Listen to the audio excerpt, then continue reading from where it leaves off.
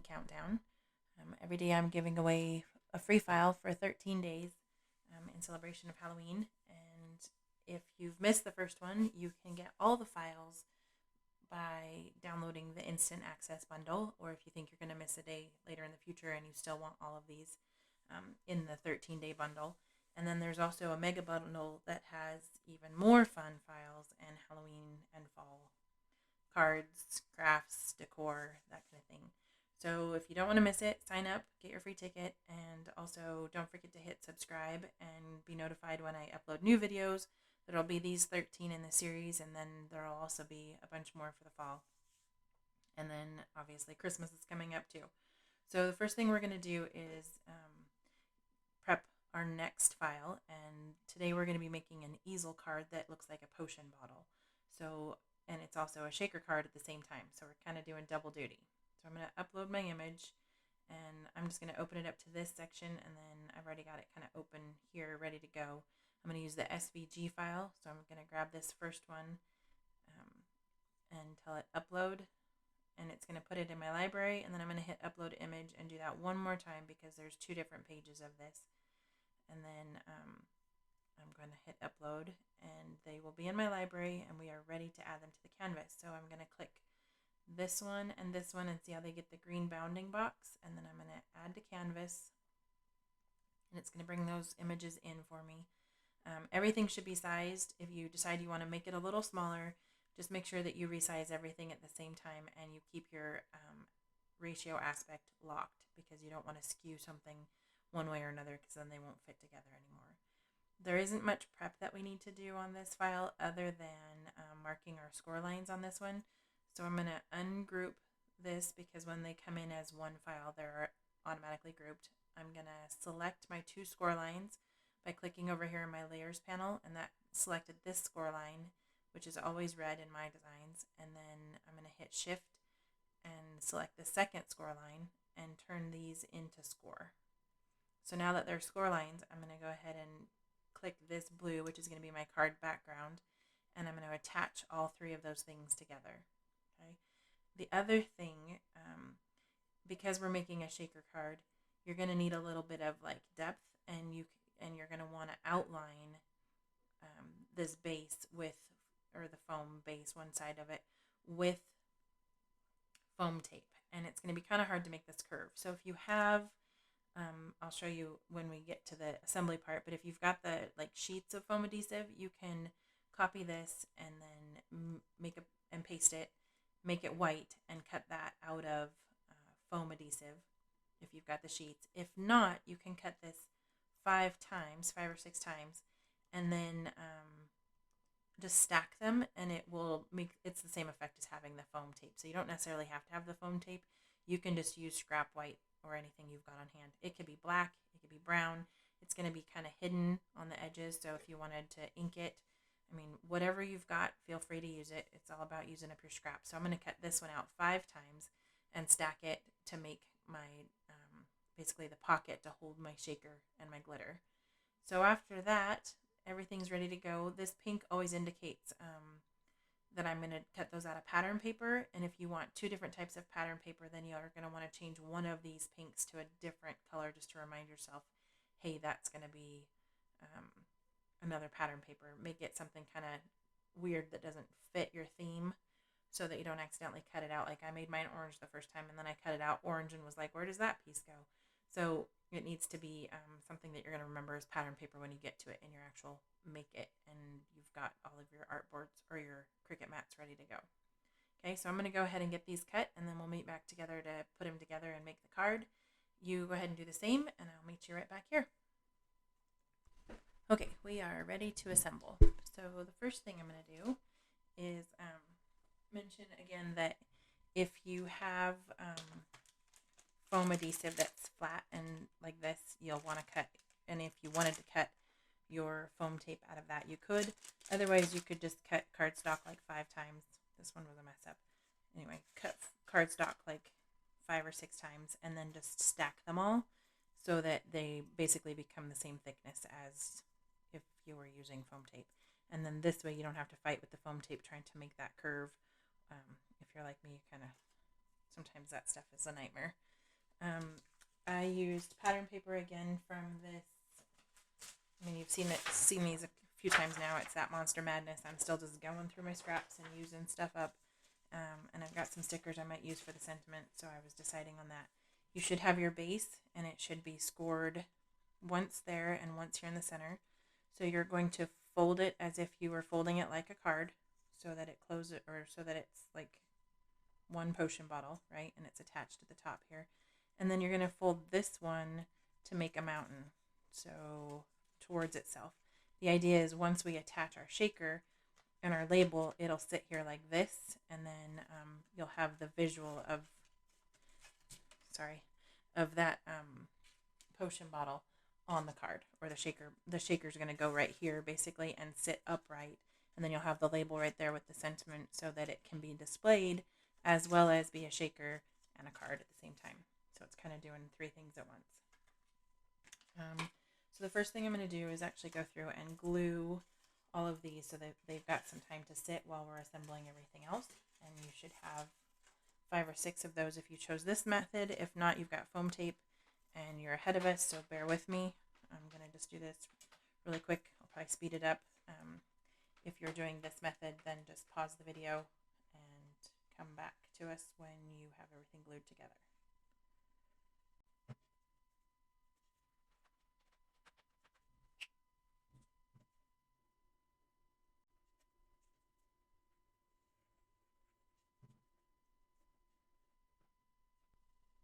Okay, so I have all 5 of my bottle shapes glued together, and I'm just going to show you that compared to the foam tape really quick, just so you can see that it's really kind of comparable or the same. So this is the thickness of my 5 pieces of cardstock glued together, and then this is the thickness of the foam tape. So as you can see, they're almost perfectly the same. So about 5 of these. If you want it to be just a little thicker, you could do 6. 5 seems to work pretty well though. So if you don't have foam tape, don't sweat it. You can still make shaker cards. Also, if you don't have acetate, you can use the front of packaging, or the boxes like your muffins come in, as long as you got a nice open flat piece of it. You can use the cellophane that this paper came in. It's a little bit more flimsy, but it's still doable. So there are options for that as well too. I have gone to Hobby Lobby and just grabbed like the acetate cake boxes before and cut those apart. So you've got options. Okay, the next thing is gluing this onto a pattern paper. You should have 2 pattern papers. One is going to be for the inside of the shaker card, and I think I did mine backwards. So I'm going to have to do, still fixable though. I intended this to go on here like that, but I think I can still fit this one. I actually like that better anyway, other than it's the wrong way. So I can either do it that way and put this as my background on this, which would be this way. That might be kind of fun with the potion and then all of the colors on the front of that. And then this as the stopper. I kind of like that. Okay, so I didn't do it wrong. One of these is smaller than the other, and so you'll want to pay attention to that when you're cutting it out too. I didn't think about that, but one pattern paper I intended to go on the inside of this card and kind of have a border, and the other one is meant to be the outside of your, or the background of your shaker card. So if I messed you up, I'm sorry. It'll work either way, it looks like though. And I also accidentally cut mine out of orange, so I would have had a background for that too if I needed it. Okay, so I'm going to go ahead and run some glue along the outside of this, and I'll try to put a note at the beginning too, so that it can preemptively stop you from making the same mistake I did. But big one should be your background. And if you did them out of the same pattern paper, then it's not going to be a big deal, which is entirely possible too. Okay, so I got some glue in there. So once I have, I'm going to let this sit and dry for a second while we work on, trying I think how I want to, I'm going to probably have to glue this down. So I'm probably going to put some glue on this right now and let it sit for a second so that it's got some time to do its thing. Because it kind of takes a minute for it to set up on the acetate. You are not helping. So I'm going to put some glue along the inside edge of this because the acetate is mostly on the inside there.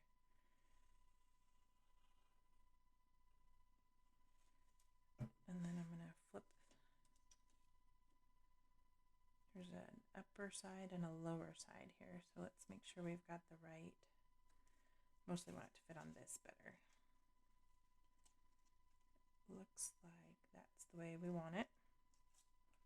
So I'm going to flip it over upside down and then put it on to my green. Trying not to get it everywhere else and kind of just make sure you don't have any gaps. Like you want it to kind of be evenly spaced on both sides as best as possible. Okay, and then I'm going to kind of weight that down with some glitter and let that sit over there for a second while it finishes drying. Okay, while that happens, I'm going to glue this pattern paper down to my card base. And this is just kind of to decorate the base that it's going to be sitting on when it stands up. Okay. And you should have a little bit of a border around that just to kind of show the edges of the bottle. And then there should be a label piece like this. And it's going to go about right here. And you can kind of line up the edges of your bottle with that piece because you want it kind of high up here on the neck. And I'll show you why in a second. And then this is the part where you can add a sentiment or whatever. But you need some foam tape or you need to kind of put something that gives it a little bit of dimension. If you've got foam dots, this is a good place for that. Either on the white part or the label part, the black back part. Either way, you kind of want something right here to stick up, and I'll show you why. So I'm going to grab some foam dots.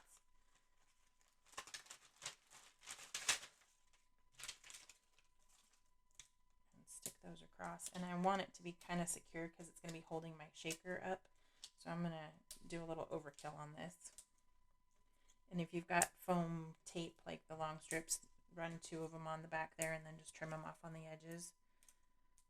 I'm still working on foam dots here.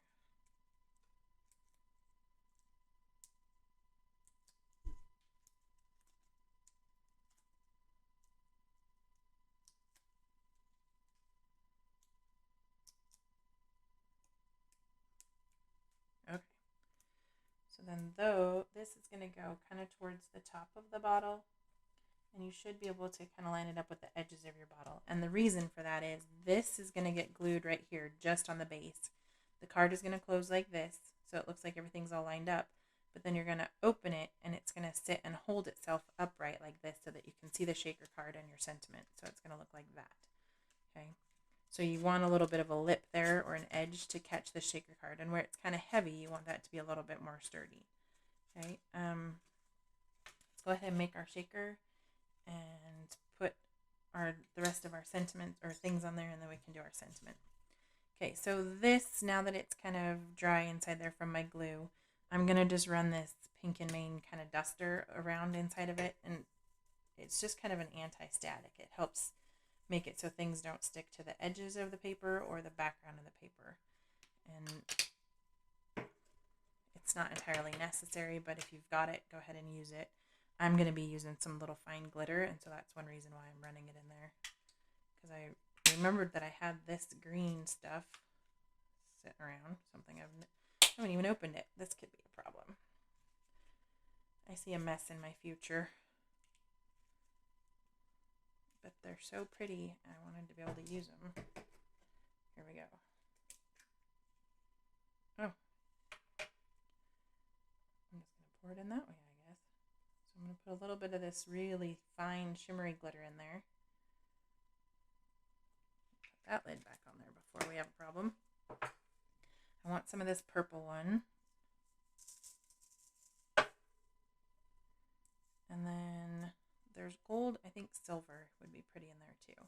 I have this yellow one, but yeah, it's not. I'm not really feeling it for the potion, so I'm gonna do the yellow or the silver. Sorry, I think that'll be enough. And then I'm just gonna kind of shake that around for a second. There's looks like that one didn't get cut.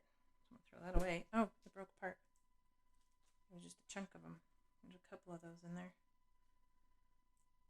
Break those up so that they're not causing bubbles.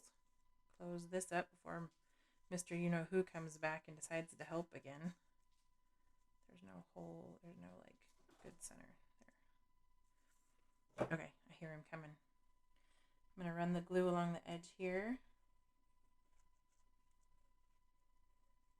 And if you've got sticky tape and you're patient enough to make those corners, like the double-sided adhesive, by all means, do it there. Otherwise, glue, and then put this over the top, and then just kind of weight it down and let it sit for a little while, because it takes a little bit for that acetate to kind of stick to whatever it is you've stuck it to.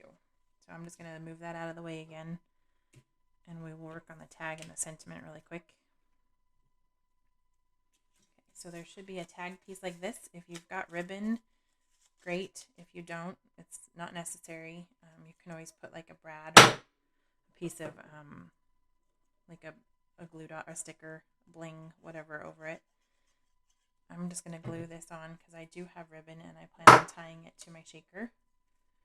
Okay, and then these pieces are actually going to go over the front of our shaker card once it's done drying. So I'm going to go ahead and glue these two together. It's kind of just like across the neck of it.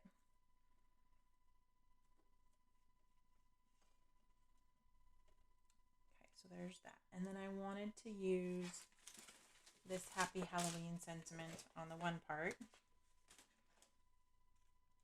And I think I'll just write my own sentiment on there. I'm not sure yet, but I want to put Happy Halloween on here. If you have